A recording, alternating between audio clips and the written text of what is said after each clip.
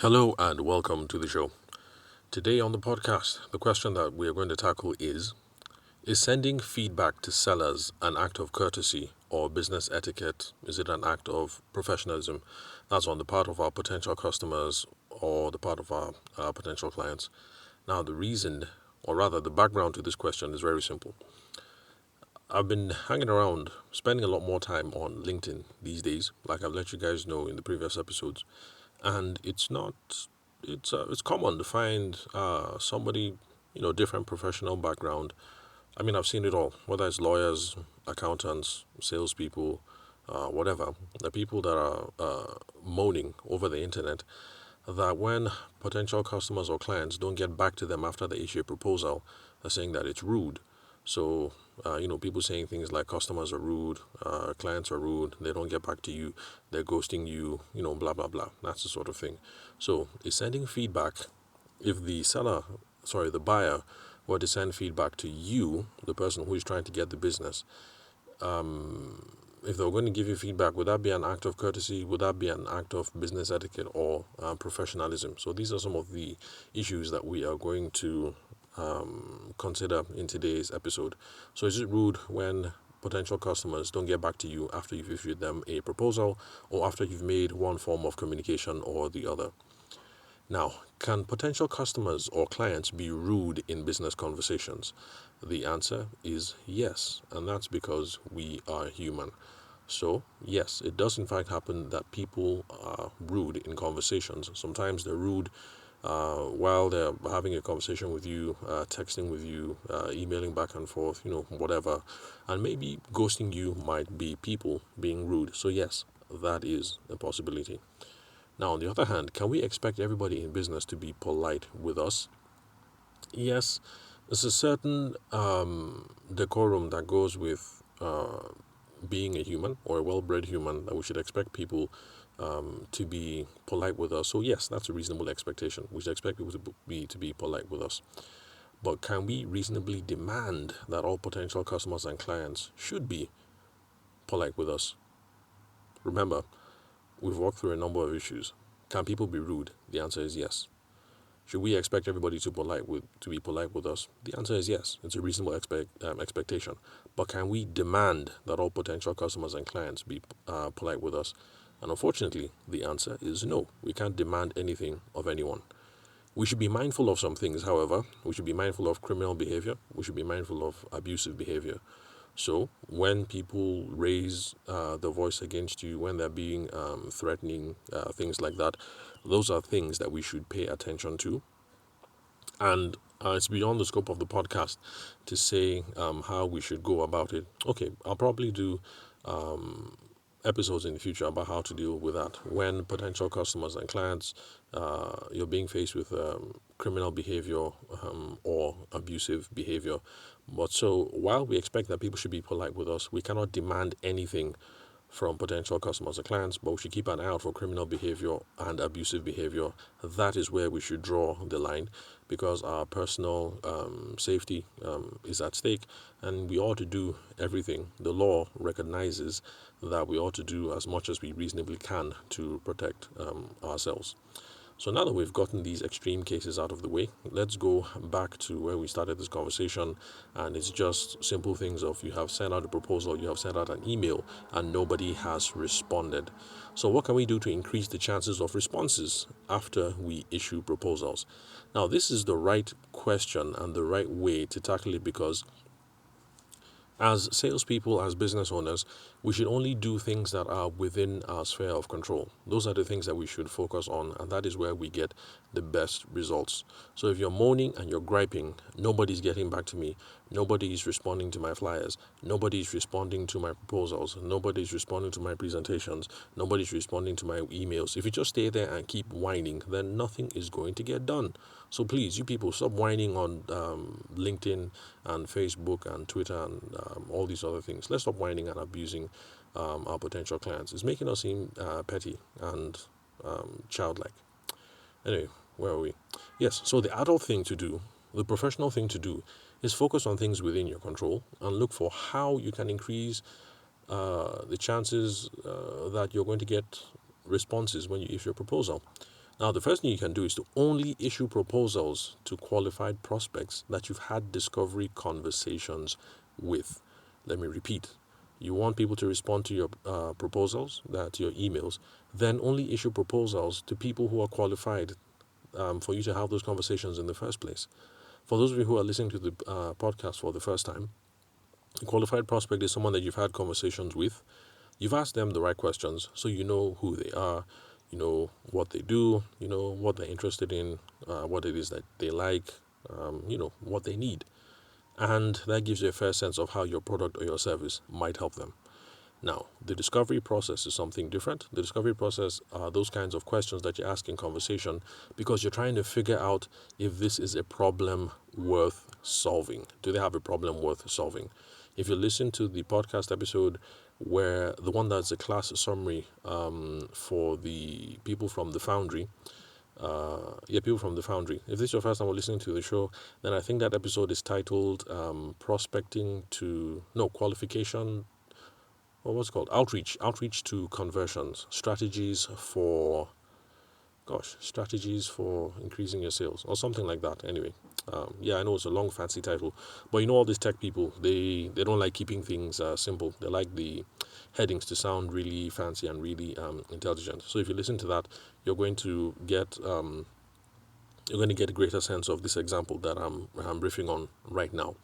So we're talking about issuing proposals to people who are qualified prospects that you've run discovery on, and I'm about to explain what discovery is. That's where you try and figure out if this is a problem worth solving.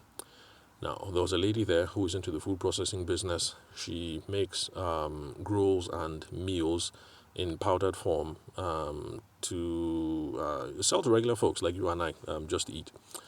And there was the whole thing of selling to mothers who are weaning their babies and people who are saying that they prefer wet pap versus dry pap. And she was saying that she's spending a lot of time educating her potential customers. Now, I told her during the session that if you're educating someone, then you're probably not speaking to the right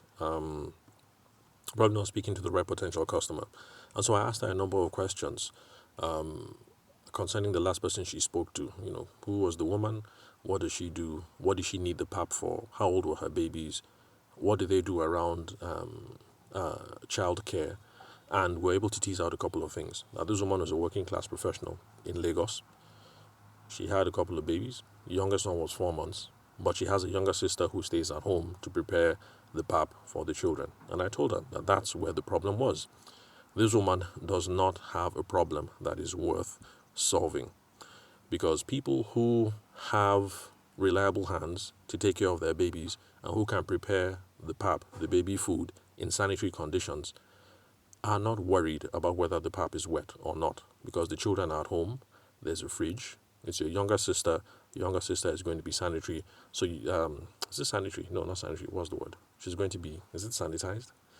Well, whatever the word is, you guys get the picture. So the woman has absolutely no problem. She will continue to use wet pap until the babies grow up and don't eat pap anymore. But for other professionals like my wife and I, who didn't have anyone at home, who would have to leave our kids in creches or with family members, for us, we were concerned about how you store the pap and how you transport it. Wet pap always has to be kept in the fridge. When you're out and about and you're on the run, you can't keep wet pap, especially the heat in this part of the world. I'm Nigerian. We live in Abuja. And of course, this person was in Lagos. Abuja, Lagos, very hot cities when it's not the rainy season. So transporting wet pap is a problem. You can start off in the morning and your wet pap seems cool. But then maybe the air conditioner stops working. By the time you get to where you are supposed to head to 2 hours later, you find out that the pap is all gone. It's bad. You can't serve it to the baby.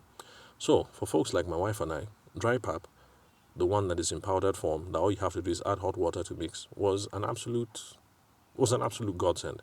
So the moment we saw dry pap, we didn't even think of it. It was a matter of how many packs can we get now for that good price, and how many flavors. So for us, we're not worried about whether it was wet pap or not. Well, of course, yes, we were happy that it was dry pap. But for us, the big thing was, can we get a banana flavor? Can we get mango flavor? Can we get millet flavor? Can we get corn flavor? Can we get something with beans mixed in, millet mixed in, all kinds of things. Those were the things that we were much more concerned about. So, in this case, if you're having a conversation with someone who doesn't have a problem worth solving, there's nothing you can do to get that person to respond.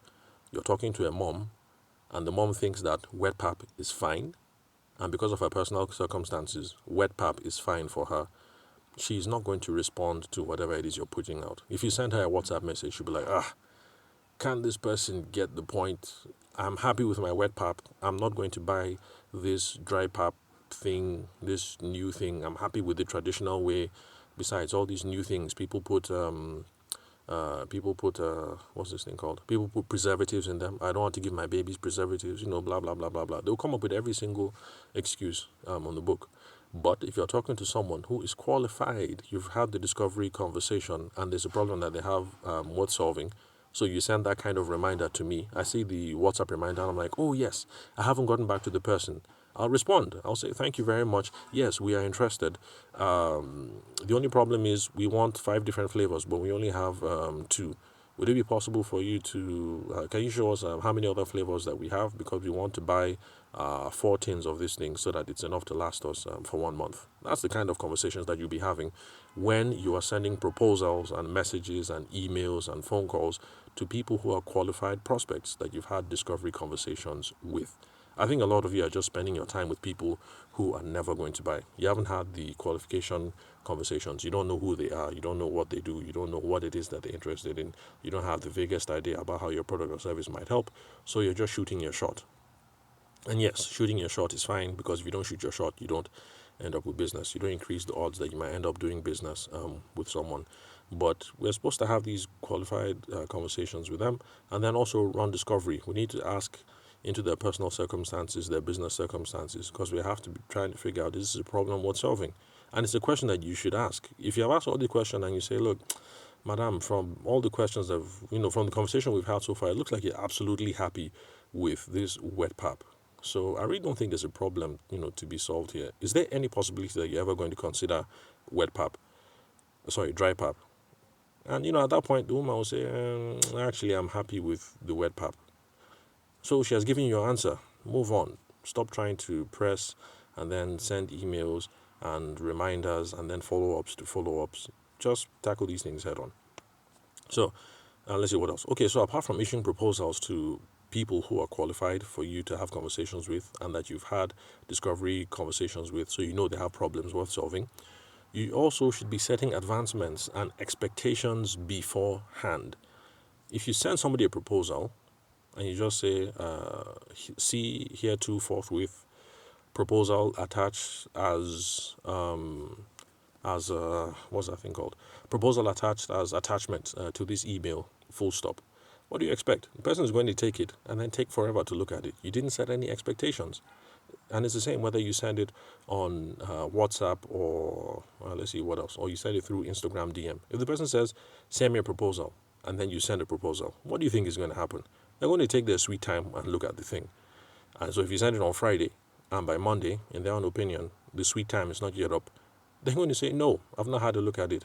And then you pester them again on Tuesday and on Wednesday, and then you're angry that they're ghosting you. Of course they're going to ghost you. You didn't set any expectation beforehand. So set advancements and set expectations. They say, send me a proposal. You've done the qualification. You've done the discovery. No problem. You send it. But then with a little note at the end. Most of our happiest customers in the past have found 3 days enough to review the proposal.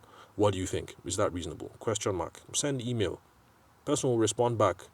Yeah, a week seems reasonable, but my husband is out of town. He's not coming back for another 2 weeks. I want to wait until he's back in town so we can discuss these things in person.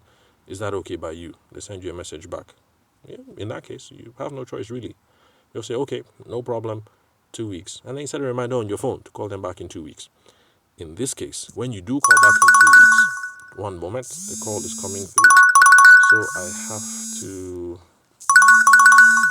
cut this. How do we do this now? Okay, I think it is time for me to stop making these podcast recordings on my phone.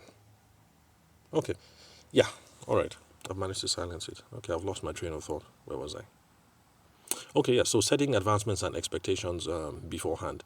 So yes, if the person says, "I want my business partner to come back in 2 weeks, my husband to come back in 2 weeks, my children to come 2 weeks, so that we can have a discussion on it," then there's nothing else you can do. You set your on your calendar 2 weeks to call them back.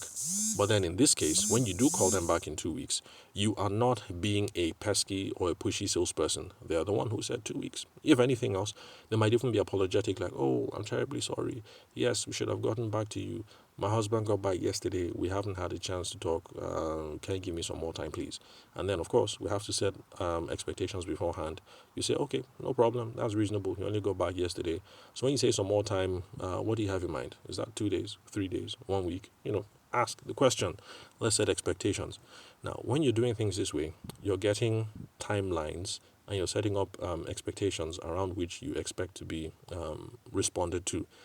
And if you have not been doing this sort of activity, don't expect that you just send it on one moment. I have to cut that again. Okay. Now, so if you haven't been setting these expectations ahead of time, then don't be surprised that you send the thing out on a Friday and then you don't hear from them for 1 week. I mean, of course, her husband is not in town. You never asked, so there's no way that you could have found out. In this case, she's not being rude. It's a reasonable thing to do. You send her the proposal. She's not comfortable making a decision without talking to her husband or without talking to her other business partners or to her investors. It's a reasonable thing, but you never asked the question, so you're not going to know. So set advancements and expectations beforehand. If the person says yes to your expectations, that's good. And to your timelines, that's good. You're making progress. If they say no, then we have to go back to the qualification, because it's possible that they're interested, but it's not a problem worth solving. Or maybe they're not even interested at all. You could have missed something in earlier conversations with the client. And then finally, should you be taking ghosting personally? No. Ghosting is just normal human behavior now. It's regrettable, but that's just the state of the world. In fact, you who are listening to the podcast right now, you have probably ghosted somebody today over email, over a phone call. You've refused phone calls, like I'm refusing a phone call now. I mean, that's kind of ghosting. You've ghosted people by refusing to answer their WhatsApp, their SMSs. And then for those of you who work in the office, you ghost people by avoiding them in the office. So somebody in procurement, okay, someone in human resources sends you an email you should have dealt with. You're going around to visit your friend, you see that human resource person there, and you just duck back and head back to your office. That's ghosting. So, yeah, let's grow up and deal with it. Everybody ghosts now. It's now normal human behavior. People are now impolite. You can't cry your eyes out. So, as salespeople and business owners, we have to take responsibility for the sale. We take responsibility for the relationship. If we can't get advancements and if the prospect isn't interested, then we need to move on and stop grouching.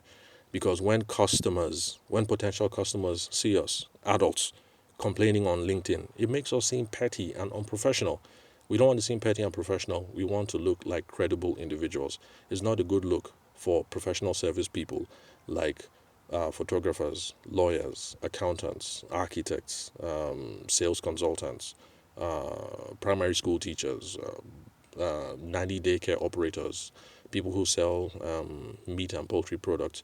It's not a good look to have us whining and griping about our customers on the internet all the time. So that's it for today.